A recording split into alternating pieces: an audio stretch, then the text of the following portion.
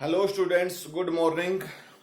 आज हमारे पास जो लेक्चर है उस लेक्चर के अंदर remainings two law of Mendel's, जो हमारे पास बचे हुए दो लॉ थे जिसको हम लॉ ऑफ सेग्रीगेशन और लॉ ऑफ इंडिपेंडेंट असॉर्टमेंट के नाम से बोलते थे, उन लॉ को हम आज एक्सप्लेन करेंगे by the help of Mendel dihybrid cross.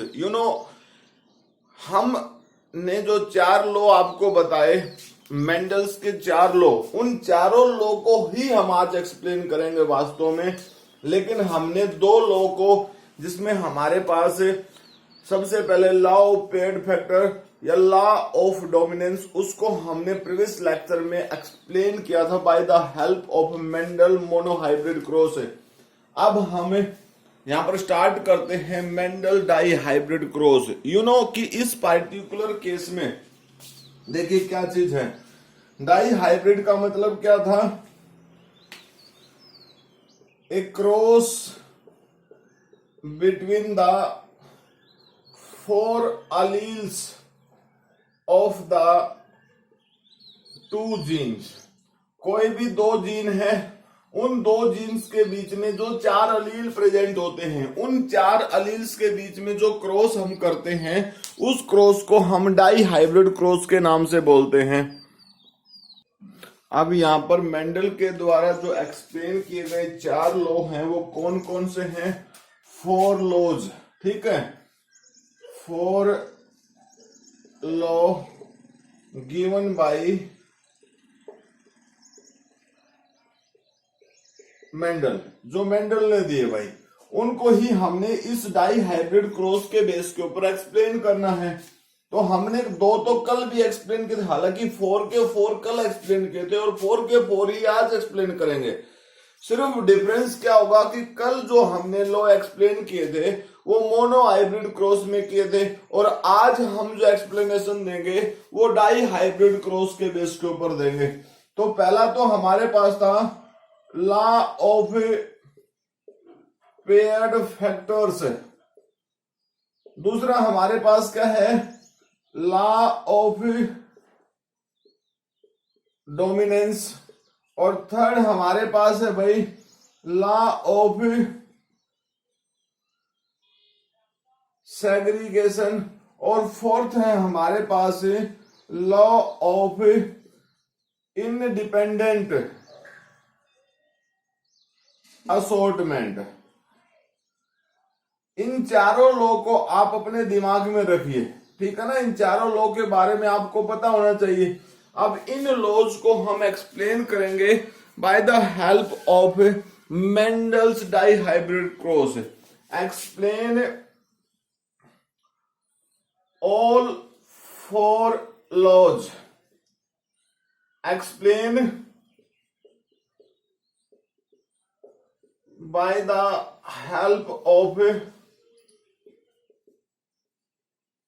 Mendel's dihybrid cross. Mendel का जो डाईहाइब्रिड क्रॉस है, उस डाईहाइब्रिड क्रॉस के बेस के ऊपर इन चारों लॉ को हम एक्सप्लेन करेंगे। हमने आपको बताया कि डाईहाइब्रिड क्रॉस का मतलब क्या होता है? A cross between the four alleles of the two gene. किन्हीं दो जीन्स के जो चार अलील्स हैं उनके बीच में जो क्रॉस होता है उसको हम क्या बोलते हैं? Dihybrid cross. For example, अगर हम यहां पर एग्जांपल्स की बात करते हैं तो इस एग्जांपल्स में हम किसको लेते हैं? एग्जांपल ले लिया हमने, मान लीजिए सपोज कीजिए प्लांट डाइट। एक जीन है हमारे पास प्लांट डाइट। इस प्लांट डाइट में दो फॉर्म है, टॉल एंड ड्वार्फ। दूसरी तरफ दूसरा जीन हमने ले लिया फ्लावर पोजीशन। हमने दूसरा जीन ले लिया फ्लावर पोजीशन। अब इस फ्लावर पोजीशन में भी दो फॉर्म्स हैं। कौन कौन सी है भाई? Axillary and terminal. Axillary and terminals. अब देखिए हमारे पास ये दो कैरेक्टर जो हमने लिए हैं, प्लांट हाइट और फ्लावर पोजीशन, इन दोनों के पास अपने अपने दो दो अलील प्रेजेंट है। प्लांट हाइट के केस में अलील है जिसको हम टॉल बोलते हैं और ड्वार्फ बोलते हैं। जबकि फ्लोवर पोजीशन में एक्सिलरी पोजीशन और टर्मिनल पोजीशन है। तो इन दोनों के बेस के ऊपर अभी हमें डाई हाइब्रिड क्रॉस को एक्सप्लेन करते हैं। तो डाई हाइब्रिड क्रॉस का मतलब क्या है? एक ऐसा क्रॉस जिसमें 4 अलील्स होते हैं और 4 अलील्स के बेस के ऊपर हमारे पास किसके 2 जीन जो प्रेजेंट होते हैं, उनके दोनों के 2-2 अलील्स जो प्रेजेंट हैं। अब हमारे पास डाई हाइब्रिड क्रॉस करते हैं हम। देखिए सबसे पहले हमारे पास क्या है भाई? पेरेंट्स।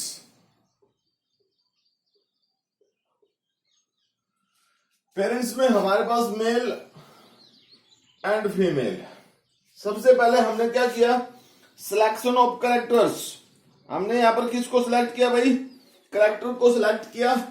और कैरेक्टर्स में हमारे पास सबसे पहले फिनोटाइप, टाल एंड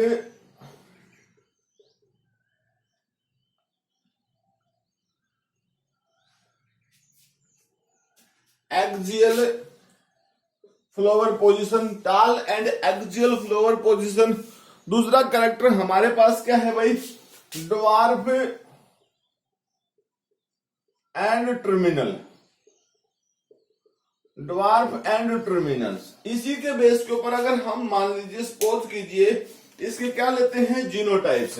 ये तो थी फिनोटाइप। अब जीनोटाइप इसकी, इस जीनोटाइप्स में क्या है हमारे पास? टाल के लिए कैपिटल टी, एक्सिलरी के लिए कैपिटल ए, ठीक है, ड्वार्फ के लिए स्मॉल टी और टर्मिनल के लिए स्मॉल ए। तो ये हमारे पास हमने फिनोटाइप और जीनोटाइप ली। अब हमने आपको बताया था कि फिनोटाइप और जीनोटाइप्स में क्या डिफरेंस होता है भाई? फिनोटाइप्स का मतलब होता है वो कैरेक्टर जो हम अपनी नेक्ड आई से देख सकते हैं। और जीनोटाइप्स का मतलब क्या होता है? जीनोटाइप्स का मतलब होता है नाइट्रोजनस बेस का सीक्वेंस जो डीएनए के अंदर सिर्फ स्पेसिफिक न्यूक्लियोटाइड्स की फॉर्म्स में प्रेजेंट होता है, उसको हम किसी स्पेसिफिक इंग्लिश अल्फाबेट से रिप्रेजेंट करते हैं और वो हमने यहां पर रिप्रेजेंट कर लिया। अब देखिए हमने F2 जनरेशन निकालनी है। उस F2 जनरेशन को फाइंड आउट करने से पहले हमने क्या करना है? गैमेट्स बनाने हैं। Gametes for F1 generation. F1 generation के लिए हम गैमेट बनाएंगे। तो यहां से जो गैमेट बनेगा वो क्या बनेगा? Capital A, capital T, capital A, capital T, capital ए। यहां से जो गैमेट बनेगा small A, small T, small A, small T, small A, ये गैमेट्स बने। अब ये जो गैमेट्स बने यहां पर लगा लॉ ऑफ सेग्रीगेशन। यहां पर क्या लगा भाई? Law of segregation. इस लॉ ऑफ सेग्रीगेशन के बेस के ऊपर जो गैमेट बने, अब देखिए गैमेट्स जो है वो सिंगल सिंगल अलील को बियर किए हुए हैं। यहां पर जो गैमेट्स प्रेजेंट है उसके अंदर सिंगल सिंगल अलील प्रेजेंट है। इसका मतलब गैमेट जो होते हैं वो हैप्लॉइड कॉपी में होते हैं और गैमेट्स के अंदर हर किसी जीन की एक सिंगल कॉपी प्रेजेंट होती है, उसके बेस के ऊपर ये प्रेजेंट है। अब अगर हम F1 जनरेशन निकालते हैं, F1 जनरेशन, तो F1 जनरेशन में परनेट स्क्वायर के बेस के ऊपर हम क्रॉस करेंगे, इसकी क्रॉस इसके साथ और इसकी क्रॉस इसके साथ। लेकिन यहां पर हमारे पास कितने ऑर्गेनिज्म प्रोड्यूस होंगे? 4। यानी जब हम इसकी क्रॉस इसके साथ करेंगे तो इसकी क्रॉस इसके साथ भी तो हो सकती है। तो इसलिए टोटल जो ऑफस्प्रिंग बनेंगे वो 4 बनेंगे। लेकिन हम 2 को ही राइट कर देते हैं यहां पर। तो 2 को राइट करेंगे जब कितना होगा हमारे पास? देखिए कैपिटल टी और इधर से आई हमारे पास स्मॉल टी, इधर से कैपिटल ए, इधर से स्मॉल ए। क्यों? हमने भाई इसको पेयर में लिख दिया। किस में लिख दिया? पेयर में। दूसरी तरफ भी ऐसा same to same condition, capital T, small T, capital A, small A, इसको पेयर में लिख दिया। अब ये जो आपको दिख रहा है ये क्या है? जीनोटाइप। ये क्या है? जीनोटाइप। अगर हम इसकी फिनोटाइप्स की बात करते हैं तो इसकी जो फिनोटाइप है वो कैसी है? फिनोटाइप कैसी है भाई? All are tall and axial in position, ठीक है ना। फ्लावर्स की जो पोजीशन है वो कैसी है भाई? एक्सियल है और प्लांट की हाइट जो है वो टाल में इंक्लूड है। तो ये हमारे पास है। अब देखिए यहां तक इस पूरे टोटल केस में हमने किस चीज को देखा, हमने यहाँ पर लॉ ऑफ पेयर्ड फैक्टर को भी देखा, लॉ ऑफ सेग्रीगेशन को भी हमने देखा और लॉ ऑफ डोमिनेंस को भी देखा। हमने आपको बताया कि इस पार्टिकुलर क्रॉस में यहां पर देखिए हमारे पास इस टोटल केस में अगर हम बात करते हैं तो ये पेयर में प्रेजेंट है, ये भी पेयर में प्रेजेंट है, ये भी पेयर में और ये भी पेयर में। ठीक है, इस पार्टिकुलर केस पे ये particular capital T represent the tall character, small T represent the dwarf characters, capital A represent axial characters, small a represent the terminal character. It means it's follow the law of paired factor. ये किस चीज को follow करती है? Law of paired factor को। It अब यहां कह सकते हो आप लॉ ऑफ पेयर्ड फैक्टर। ठीक है ना, यहाँ किस चीज का काम होता है? Law of paired factor. अब देखिए आपको दिखता पेयर तो यहां पर भी है, बट यहां पेयर में क्या चीज है भाई? एक अलग टाइप का, एक अलग टाइप का, इसलिए ट्रू पेयर्स यहां पर नहीं बनता, इसलिए यहां पर कोई भी लॉ ऑफ पेयर्ड फैक्टर नहीं लगेगा।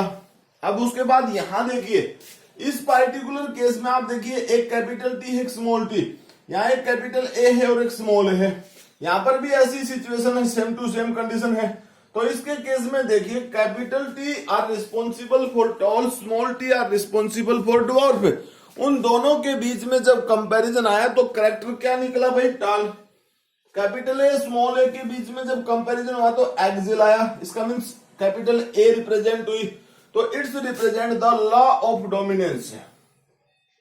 It represented law of dominance. ये किस चीज को रिप्रेजेंट करता है भाई? लॉ ऑफ डोमिनेंस को रिप्रेजेंट करता है। यहां पर किसको? लॉ ऑफ पेयर्ड फैक्टर को रिप्रेजेंट करता है। अब इसके बेस पे ऊपर जब गैमेट फॉर्मेशन की बात होती है तो उस टाइम पर जो लॉ प्रेजेंट होता है वो होता है हमारे पास लॉ ऑफ सेग्रीगेशन।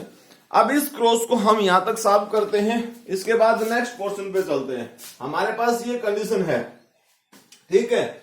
इस कंडीशन के बेस के ऊपर देखिए F2 जनरेशन के लिए हमने गैमेट बनाने हैं, गैमेट्स फॉर F2 जनरेशन। अगर हम गैमेट्स बनाते हैं, gametes for F2 generation,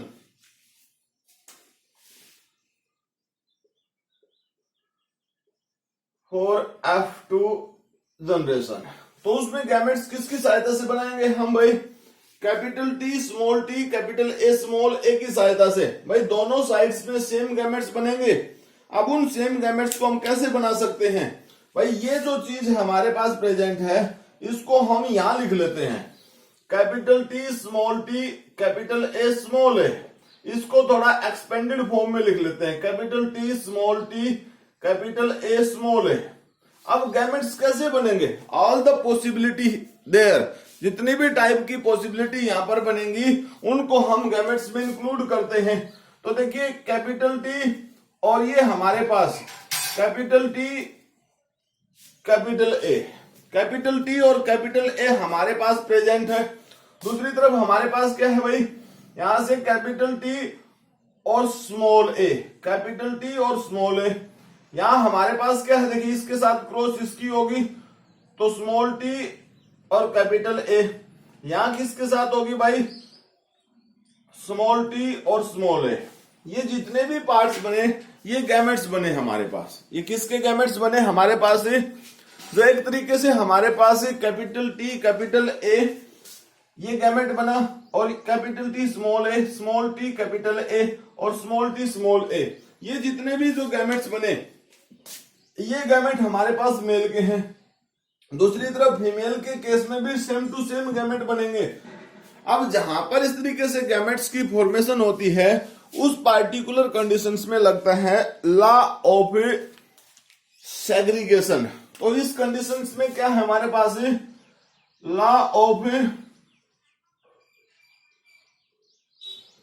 segregation. Law of segregation का मतलब क्या होता है?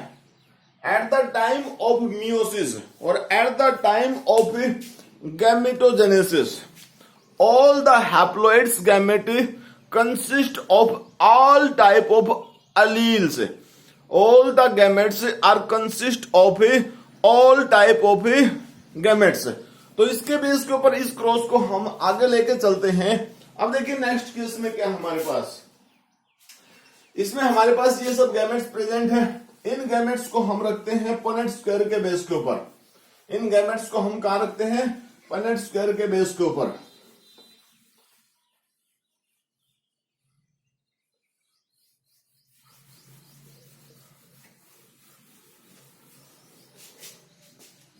F2 जनरेशन जब हम निकालेंगे इसकी, तो हमारे पास पनेट स्क्वायर बनेगा।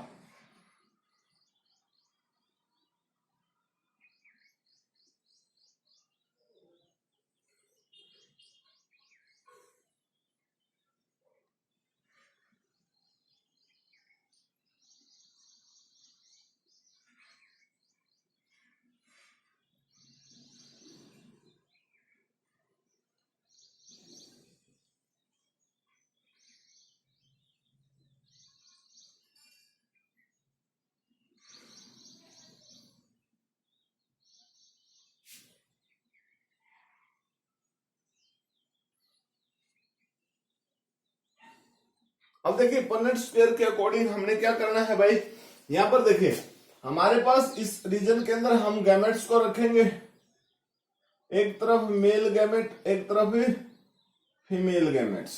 ठीक है, अब हम जब गैमेट्स को रखते हैं तो देखिए गैमेट्स में क्या क्या चीजें हमारे पास है। Capital T, capital A, capital T, small A, small T, capital A, small T, small A, ये तो मेल गैमेट्स। ऐसे ही बिल्कुल सेम टू सेम कंडीशन हमारे पास capital T, capital A, capital T, small A, small T, capital A, small T, small A. ये जो gametes है हमारे पास, ये किसके केस में है? फीमेल्स के केस में। अब इन गैमेट्स को हम आपस में क्रॉस करते हैं और इस क्रॉस की सहायता से क्या मिला हमें, देखिए अब दोनों केसेस में आप देखिए कैपिटल टी है तो capital T law of paired factor के अकॉर्डिंग आ गई। यहां कैपिटल ए है तो लॉ ऑफ पेड फैक्टर के अकॉर्डिंग आ गई। नेक्स्ट केस में देखिए हमारे पास कैपिटल टी, ये कैपिटल टी या कैपिटल ए या small A, capital A, small A, इसकी क्रॉस इसके साथ कीजिए। अब यहाँ कैपिटल टी इससे और स्मॉल टी यहां से आई, यहाँ कैपिटल ए और यहाँ पर भी कैपिटल ए, ये केस बन गया हमारे पास। नेक्स्ट हमारे पास यहाँ देखिए, यहां से कैपिटल टी, यहां से स्मॉल टी, यहां से कैपिटल ए और यहां से स्मॉल ए, ये आ गया हमारे पास। देन इसके बाद इसकी क्रॉस हम इसके साथ करते हैं, कैपिटल टी, यहां से कैपिटल ए। आप कोशिश कीजिए सबसे पहले कैपिटल लेटर को लेने की, ताकि आपके पूरे क्रॉस में एक सिमेट्री मेंटेन रहे। उस सिमेट्री के बेस के ऊपर आप आसानी से समझ सकते हैं। अब इसकी क्रॉस आप इसके साथ कीजिए, यानी इसकी क्रॉस इसके साथ, तो यहां पर कैपिटल टी, स्मॉल ए। अब देखिए इसकी क्रॉस आप इसमें जाओगे, इसके साथ करोगे, तो कैपिटल टी, स्मॉल टी, यहां से ऊपर से कैपिटल ए, यहां से स्मॉल ए। देन आप इसकी क्रॉस इसके साथ करोगे, कैपिटल टी, स्मॉल ए और ऊपर से भी स्मॉल ए। अब आप इसकी क्रॉस इसके साथ ऊपर से capital T, small T, capital A, इसकी क्रॉस आप इसके साथ कीजिए, capital T, small T, capital A, small A. अब इसकी क्रॉस इसके साथ कीजिए, स्मॉल टी, कैपिटल ए। अब इसकी क्रॉस आप इसके साथ कीजिए, small T, capital A, small A. ठीक है, नेक्स्ट केस क्या है हमारे पास, इसकी क्रॉस इसके साथ, तो capital T, small T, capital A, small A, इसकी क्रॉस आप इसके साथ करोगे,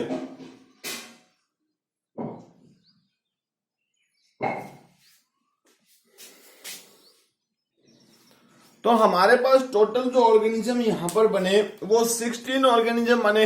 अगर आपको ध्यान है तो इससे पहले हमने मोनो हाइब्रिड क्रॉस किया था। उस मोनो हाइब्रिड क्रॉस में हमारे पास 4 मेंबर बने, बट यहां पर हमारे पास कितने मेंबर बने भाई, यहां पर हमारे पास मेंबर बने 16। इस 16 मेंबर्स के अंदर ये सब जो हमने रिप्रेजेंट की है that is called the genotype. अगर हम इसकी फिनोटाइप्स की बात करते हैं तो इसकी फिनोटाइप्स में देखिए क्या चीज है हमारे पास। इसकी फिनोटाइप्स में हमारे पास है भाई capital T law of dominance के बेस के ऊपर टाल। दूसरा करेक्टर कैपिटल ए एक्सिल्स को रिप्रेजेंट करता था। नेक्स्ट क्या है हमारे पास देखिए capital T tall, capital T small A. Law of dominance में कैपिटल ए जो है एक्सिल को रिप्रेजेंट करता है। नेक्स्ट हमारे पास क्या है capital T small T law of dominance में टॉल, यहां पर भी एक्सिल। देन हमारे पास नेक्स्ट केस देखिए क्या है capital T small T law of dominance तो टाल, कैपिटल ए स्मॉल ए तो इसमें एक्सिल हमारे पास। ठीक है, नेक्स्ट हमारे पास क्या है देखिए capital T tall, capital A small a law of dominance लग गया। यहां पर हमारे पास कैपिटल टी टॉल, अब देखिए स्मॉल ए लग गया। इसका मतलब यहां पर एक्सिल पोजीशन ना होके टर्मिनल पोजीशन हो जाएगी। कौन सी हो जाएगी भाई? Terminal position. उसके बाद नेक्स्ट केस में capital T small T it's represent tall, capital A small A it's represent axil position. Next case में हमारे पास capital T small T it's represent the tall, small A it's represent the terminal position. किसको represent करती है? Terminal को। अब की बार यहां पर एक्सिल ना होके कौन सी होगी? टर्मिनल पोजीशन होगी। नेक्स्ट केस में देखिए कैपिटल टी स्मॉल टी, यहां देखिए capital T small T tall, capital A axial, capital T small T tall, capital A small A axial. यहां देखिए स्मॉल टी आया, स्मॉल टी फॉर ड्वार्फ। किसके लिए? ड्वार्फ के लिए था भाई। और capital A for axial position के लिए। देन उसके बाद देखिए नेक्स्ट पोजीशन हमारे पास क्या है कैपिटल स्मॉल टी ड्वार्फ और भाई capital A small A for axial. Next में देखिए नेक्स्ट में हमारे पास क्या है भाई कैपिटल टी है तो लॉ ऑफ डोमिनेंस लग गया, कैपिटल ए है तो लॉ ऑफ डोमिनेंस लग गया, कैपिटल टी यहां पर है तो लॉ ऑफ डोमिनेंस। और स्मॉल ओ किसको रिप्रेजेंट करती है भाई? It's represent the terminals. Small T represent the dwarf और ये क्या है हमारे पास? एक्सिल। नेक्स्ट हमारे पास देखिए small T small A it's means dwarf and terminal. इस टोटल क्रॉस के अंदर देखिए इस टोटल क्रॉस के अंदर हमारे पास अगर हम फिनोटिपिक रेशो देखें, कौन सी रेशो देखें? Phenotypic ratio.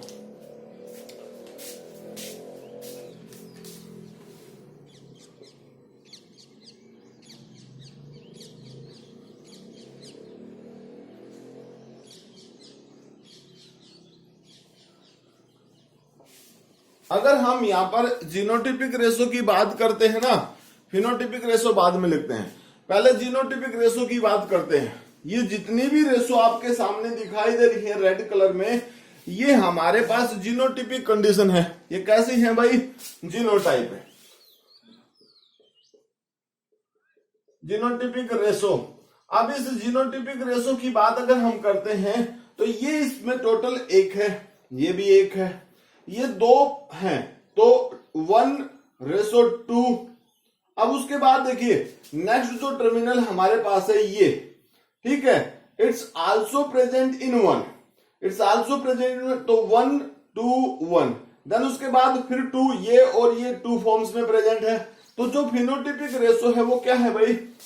1:2:1, 2:4:2, 1:2:1। ये जो रेशो आपको दिख रही है this one is the genotypic ratio. अगर हम इसकी फिनोटिपिक रेशो निकालें, फिनोटिपिक रेशो, तो फिनोटिपिक रेशो में क्या है हमारे पास?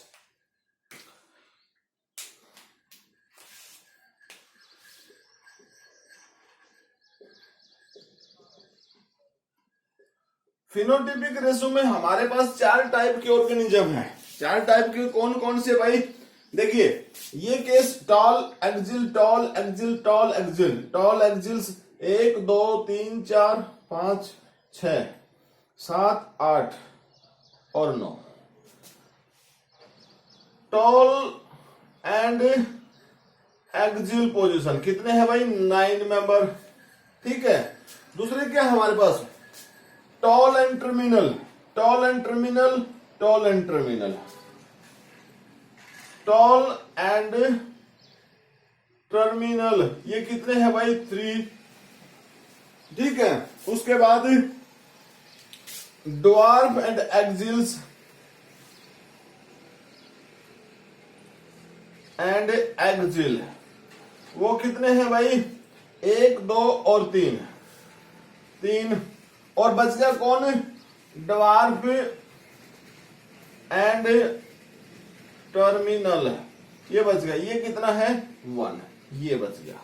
अब इस टोटल केस में देखिए कितने मेंबर हैं? 16।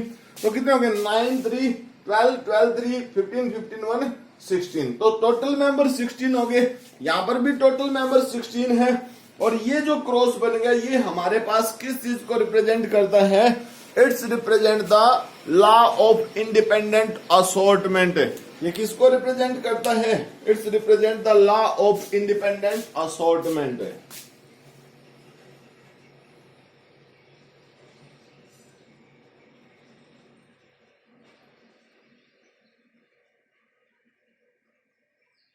ठीक है ना? It's represent the law of independent assortment. It's means all the gametes are independent at the times of fusions or formation of offspring which is assorted independently। हम ये कह सकते हैं इस लॉ के अकॉर्डिंग क्या हमारे पास है? at the time of offspring formation all the gametes are independent और which is assorted independently। जो भी पॉसिबिलिटी होती है उस पॉसिबिलिटी के अकॉर्डिंग वो सब असॉर्टेड कर दिए जाते हैं। तो आज का जो हमारा लेक्चर है, इस लेक्चर के अंदर हमने मेंडल्स का जो लॉ दिया है, मतलब मेंडल्स के 4 लॉ हमने दिए, जिसमें law of paired factor, law of dominance, law of segregation और लॉ ऑफ इंडिपेंडेंट असॉर्टमेंट के लिए पूरा क्रॉस हमने करके दिखाया। इन सभी लॉज को हमने मेंडल के मोनोहाइब्रिड क्रॉस और डाई हाइब्रिड क्रॉस के बेस के ऊपर एक्सप्लेन किया। तो हमारे पास इस लेक्चर के अंदर हमने जो क्रॉस बनाया है ये इंपॉर्टेंट क्रॉस है। आप इस क्रॉस को अपनी नोटबुक में लिखेंगे और इसको समझेंगे, इसको बहुत बार आप बना के देखेंगे तभी ये क्रॉस आपको समझ आएगा। एक सिंगल टाइम पर आपको ये क्रॉस समझ नहीं आएगा। आप इसकी ज्यादा से ज्यादा प्रैक्टिस करें। इस क्रॉस के बेस के ऊपर एनटीएससी एग्जाम्स के अंदर क्वेश्चंस आते हैं। ठीक है, क्रॉस के बेस के ऊपर। तो हमारे पास आज के इस लेक्चर के अंदर सिर्फ इतना ही। मिलते हैं नेक्स्ट लेक्चर में कुछ इंपॉर्टेंट डेफिनेशन के साथ, और मेंडल से रिगार्डेड अगर कोई और केस है तो उसको हम एक्सप्लेन करेंगे। अदरवाइज हम एक्सप्लेन करेंगे इंडिपेंडेंट असॉर्टमेंट या blood group in human beings. तो आज के लिए इतना ही। मिलते हैं नेक्स्ट लेक्चर में, तब तक के लिए thank you, bye, have a nice day students.